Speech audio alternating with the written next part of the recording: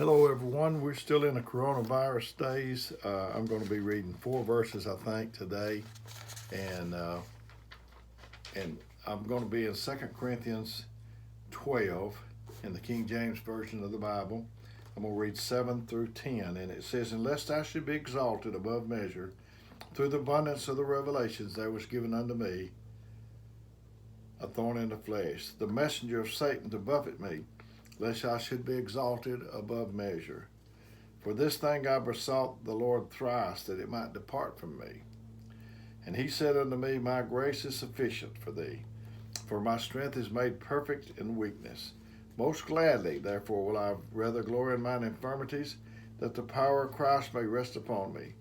Therefore I take pleasure in infirmities and reproaches and necessities and persecutions and distresses for Christ's sake. For when I am weak, then I am strong." I was thinking about Paul in another place said he fought a good fight. So this is a fight. It's a fight every day. And you need to. Fighters don't just walk into the ring the day of the fight and not have prepared. You got to prepare for the fight. I think they get sparring partners or whatever, something to get them ready. And every blessing will come with something to balance that out. I know in the parable of the wheat and the tares, every time for when you have wheat, you can't expect not to have tares. Paul said it was given unto me a thorn, I think he said.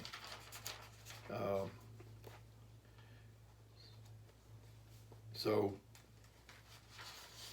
it was a gift.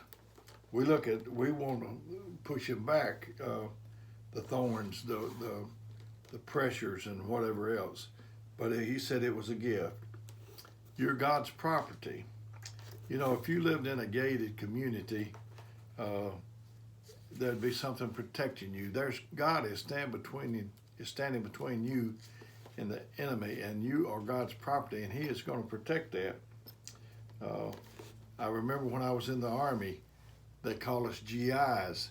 That was government issue. You've been issued by you belong to. So we belonged to the government for that period of time. I guess the United States loaned us to the Army, or however they thought about that. But we are property. We're God issued. We are property of the Lord. And a thorn sometimes it's just keeping you from being so judgmental. If we didn't have thorns, if we just had smooth sailing, we wouldn't understand other people, why they would have anything. So, and I think the word buffet technically really means beat in the face. Like Jesus at the end, he was beat so bad that he was nearly unrecognizable. The thorn, it keeps you from being too impressed with yourself, thinking that you're invincible.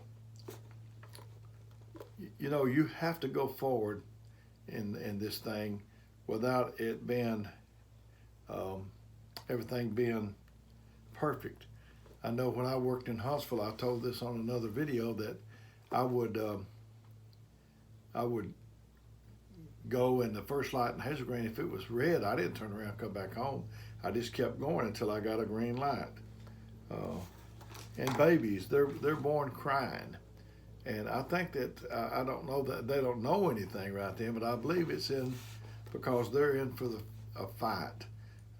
They come in crying, and they know that it's going to be, and God knows it's going to be a fight. If the guy writing this has a thorn in the flesh and's been hit in the face, buffeted, don't you know that the guy reading this is going to have the same thing? How do I think I'm going to get away? That's a thing he told Paul when he was Saul on the way to Damascus. He said he was going to show him what things he must suffer. you got assets and then you got liabilities. They balance themselves out. You can't have assets without having some liabilities. God, He balances things out. He balances out victories with humility. He'll let you be humble.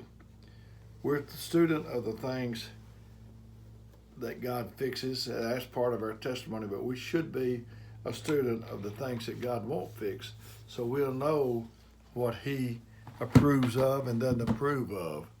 I don't like this coronavirus. I don't like trials and temptations, but God knows that we need to be ready, and this is part of His preparation. Prepare. You have a paring knife, and you can cut a apple or pear or whatever into whatever way you want it. You pare it. So we need to be prepared. We need to be cut into the mold that can withstand the onslaught of the things that Satan throws at us. So I just felt like telling you that we're in a fight. Let's look up. We are in a fight, but we know that God is helping us fight our battle. We're not in this alone. He said He'd never forsake us or leave us alone. We got the best that there could be on our side. I heard a song once years ago. It said, "Me and Jesus are a majority." I couldn't get it. I would say that over and over in my mind. Me and Jesus is a majority. We're a majority. Me and Jesus. Me and Jesus is a majority. And I went on like that, and then I saw, and what I saw was like the things that are against me weighting me down, and then if God steps on the scales, then He evens it back up. If I'm on the scales with God, we're going to be on the winning side. So may God bless you. I hope this has helped you in some way, and until we meet again, may God bless you.